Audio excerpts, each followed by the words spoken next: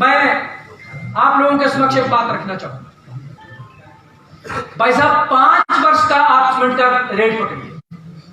पिछले 5 वर्षों में सीमेंट के रेट में कीमत में कितना इजाफा हुआ है, कितनी कीमत बढ़ोतरी हुई है, उस चीज को आप मद्देनजर रखें और फिर बात कहें कि आज सीमेंट का दाम कितना है और 5 वर्ष पहले वो दाम कितना था।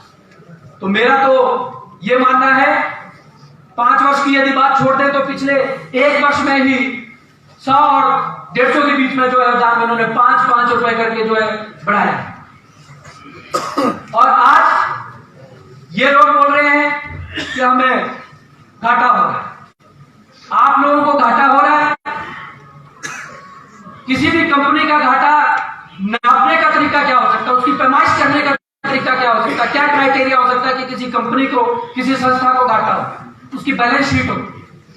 आपकी बैलेंस शीट आपको लाभ बता रही है और आप यहां पे जब आपका 5 रुपए का रेट बढ़ा और सरकार ने आपकी यहां पे क्लास ली, आपको आपके औद्योगिक जितने भी वहां पे बैठे हुए हैं सारी, उनको तलब किया और ये जाके 5 रुपए क्यों बढ़ाए, तो आप कह रहे हैं कि हमें घाटा होना शुरू हो। तो इसे क्या समझे, इस चीज से हम क्या मतलब निकाले, आपको घाटा कैसे होगा? दूसरे,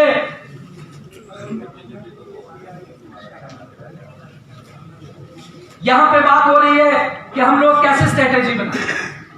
प्रधान जी, ये एक हमारा शॉर्ट नोटिस पे मीटिंग हुई थी और शॉर्ट नोटिस पे इतने लोग यहां पे आ गए क्योंकि सबको पता है कि हम लोगों का ये कोई व्यवसाय नहीं है, हम लोगों का ये आजीविका का माध्यम है, हम लोगों का ये रोटी का माध्यम है।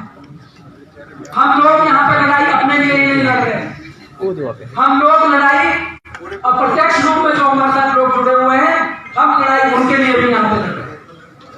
और अगर यहाँ पे हमारे ऊपर ये आंदोलन थोपा गया है तो सबसे पहले मैं ये कहना चाहूंगा कि यहाँ पे हमारे जितने भी इशू, जो भी पॉइंट्स हमने पहले रेज किए थे, उन पॉइंट्स को,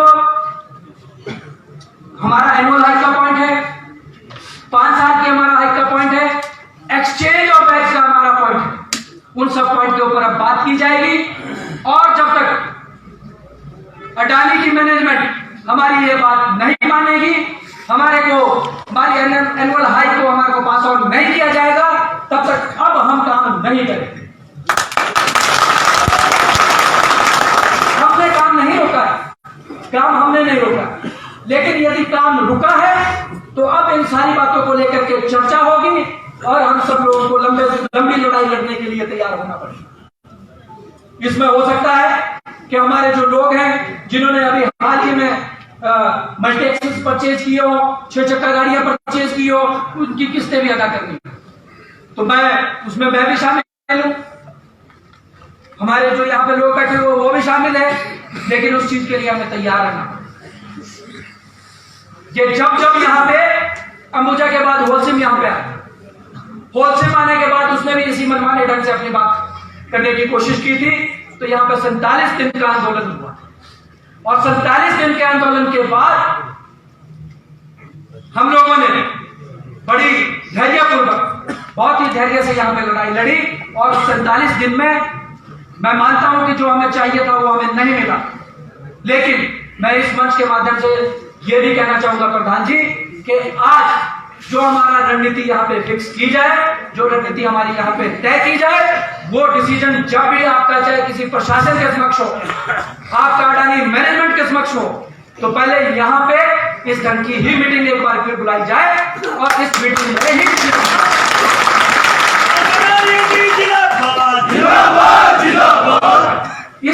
इस तरह की मीटिंग बुला करके यहाँ पे लोगों से दोबारा एक बार फिर पूछा जाए कि क्या आप लोगों को ये जो निर्णय है वो मान्य है या नहीं।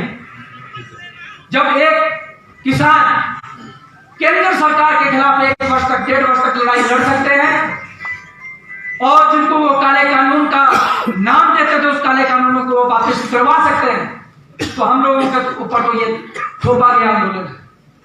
और यदि ये थोपा गया आंदोलन है तो आज हम इस आंदोलन को आगे लेकर के जाएंगे और प्रशासन को भी प्रदेश की सरकार को भी मैं यहां से कहना चाहूंगा कि ये फैक्ट्री में ताले किसी ऑपरेटर ने नहीं लगाया।